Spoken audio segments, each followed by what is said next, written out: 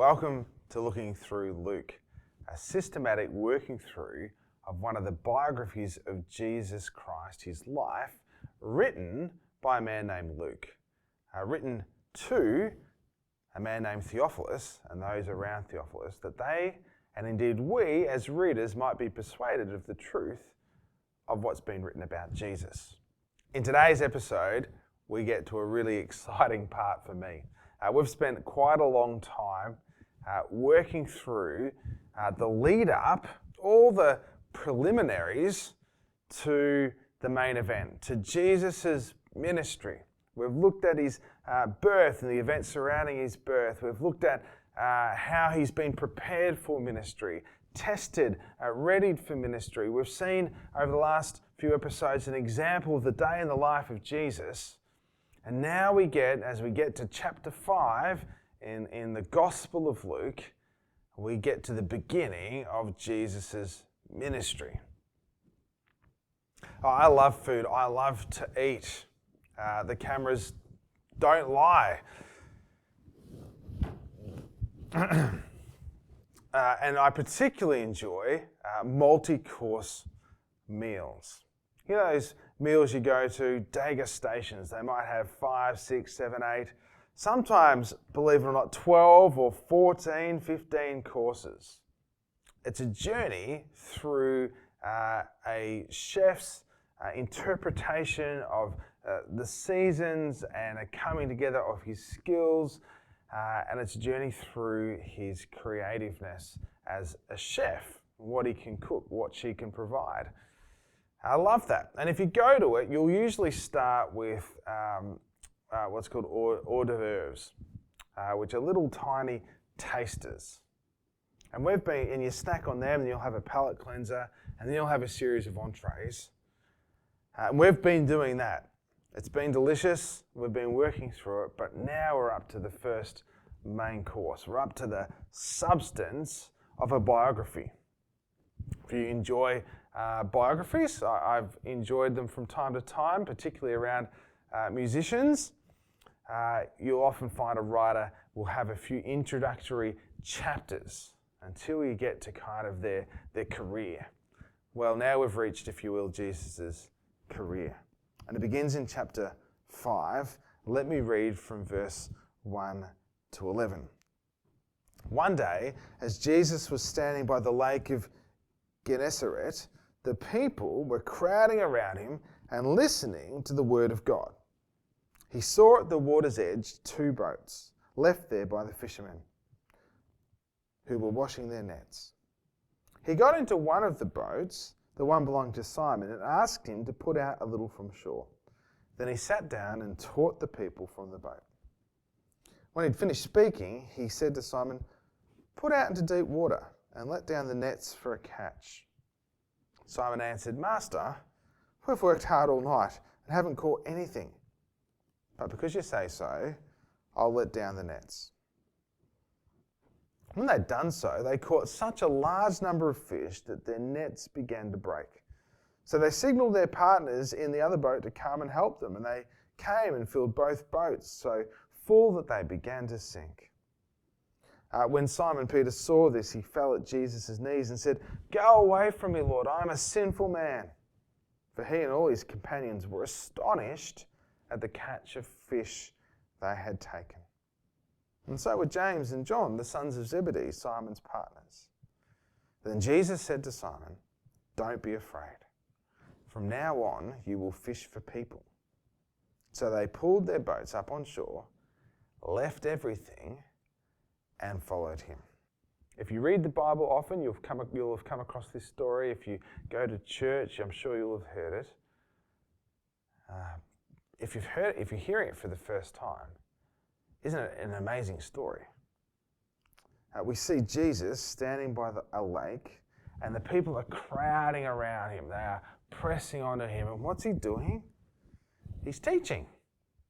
It seems that Jesus is always teaching. In the last episode, we just looked at the fact that that this passage that we looked at began and finished with Jesus teaching. And we get to our new section. We get to Jesus' ministry. We get to this biography of his career, and he's teaching. And the crowds are pressing around him.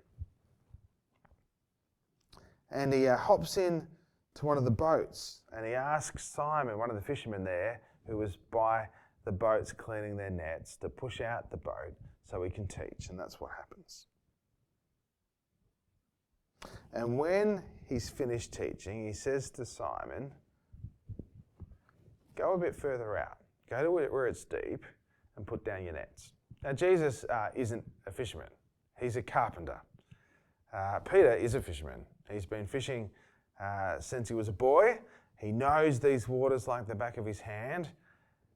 And it's incredulous to think that a carpenter would tell a fisherman how to fish. You wouldn't expect a fisherman to come along to someone building a house and say, look, actually, you shouldn't put that wall up here, you should put it over there, and you're using the wrong tools. Let me show you how to do it. Of course, you wouldn't do it. But Simon answers, Master, and Simon answers, Master. He recognises Jesus as authority. There's a respect there for him as a teacher. We've been working all night. We haven't caught anything. But because you say so, I will do so. This is Peter in the culture of his day, paying respect to someone who's a teacher, paying respect to someone who's considered greater, and honouring Jesus, even though Peter's thinking this request is crazy, honouring him because of who he is and the position that he has as someone that teaches God's word. And so he lays down the nets, and they catch such a large number of fish, the nets begin to break. Well, I'm not really much of a fisherman. My kids would like to learn to fish. If they ever watch this, highly unlikely, but if they ever do, I had good intentions, but I'm not interested in fishing. It's just not one of those things that I enjoy. I think the few times that I have fished, I've managed to get hooks stuck in fingers and thumbs. I've managed to get fish guts splattered over clothes. It's smelly and slimy. I like the water, but fishing, I'd rather be sitting at the table of one of those restaurants eating what's been prepared. When we think of fishing, so often we think of the hobbyist, don't we? The lover of fish that goes out in their tinny with their rod and casts or stands off the end of a pier, and we think of someone with their rod fishing. But of course, that's not how they fished there, is it? They used nets.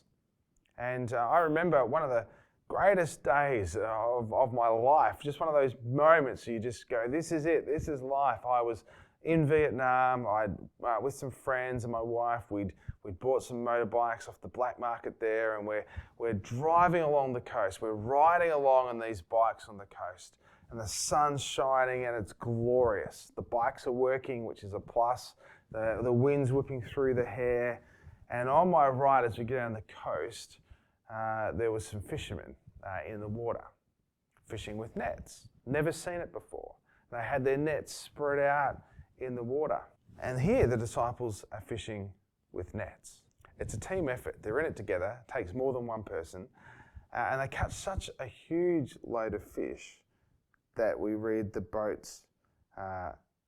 Firstly, we read the nets began to break. And then when they get the fish onto the boats begin to sink.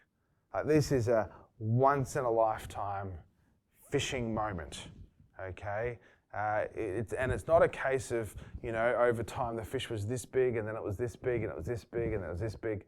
Luke's telling us, guys, it's this big. The nets were breaking, the boats were sinking. There was never a catch like it before or since for Peter. And when they see that, they realize that this is out of the ordinary. Something miraculous has happened.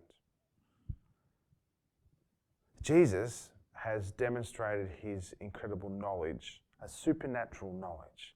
How could a carpenter know where the fish were? How could a carpenter cause such an event to happen?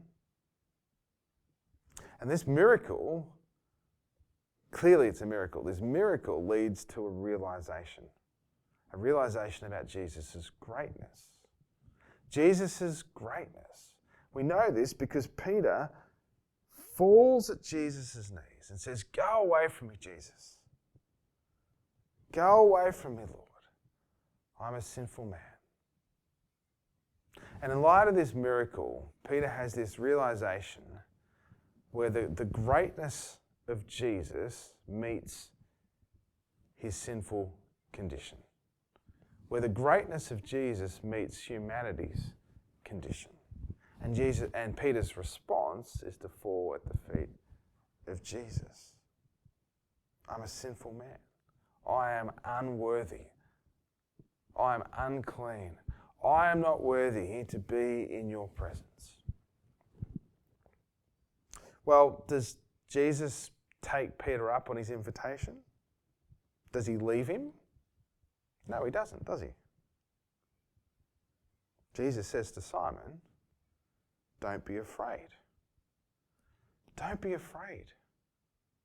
And that's one of the things that comes out of humanity's sinful condition is fear. We are fearful people. We are afraid of many things. You speak to people, you even look within yourself and you know that there are things that you are afraid of. And I'm not talking about the kind of phobias or fears that we might have. One of my great fears is that I might be eaten by a snake, right? Yes, I just said that. That is one of my deep fears. That's not what we're talking about here, right? We're not talking about crazy things like that.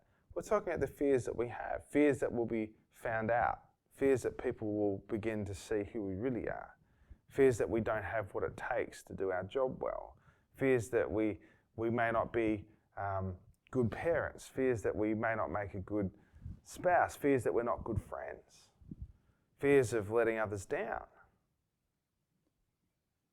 fears of losing what we have, fears of things happening to us beyond our control. These are the fears and the anxieties that we have. And it's interesting, isn't it, that in response to Peter's declaration that he's a sinful man, Jesus' words are, "Do not be afraid." Because in our fears, before someone like Jesus, we either want him to go away or we flee ourselves. We find within ourselves a great urge to hide, to not be seen, even though the great longings of our hearts are to be seen and known and loved. Do not be afraid, says Jesus. From now on, you will fish for people.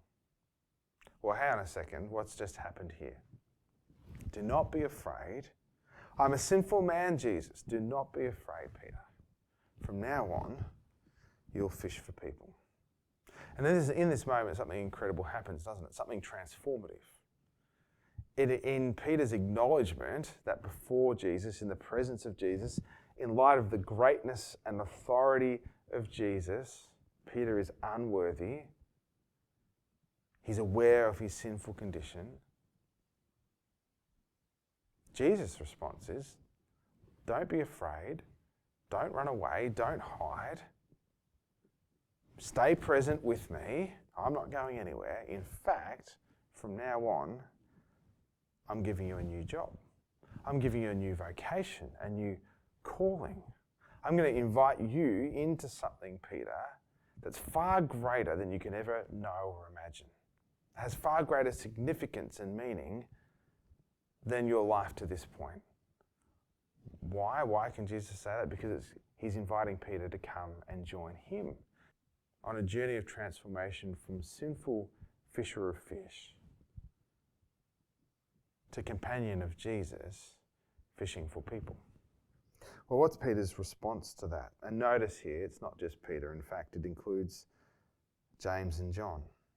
They pulled up their boats on shore, left everything, and followed him. There's a decision that these guys make. Can you imagine downing tools for your business, closing the doors, locking the locks, and leaving it?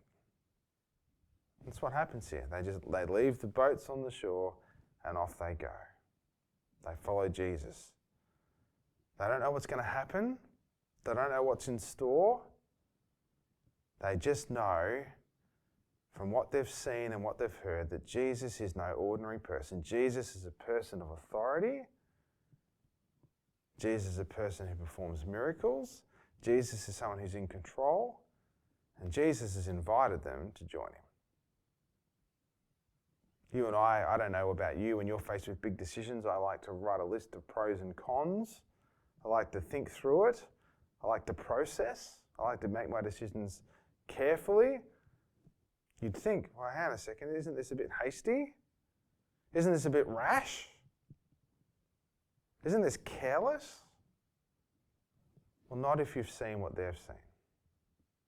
Not if you've seen the knowledge that Jesus has and the power that Jesus has and the invitation that Jesus extends to come and be a new person. Then it makes perfect sense. And friends, that's Jesus' invitation to us, to come and be new, to come and follow him. So we've reached the beginning of Jesus' ministry, his career, if you will. It's going to span for 3 years. And it begins with Jesus calling some ordinary blokes, some fishermen, to come be a part of his team, to come and follow him, to join him on his mission. Join me next time to see what happens next. See ya.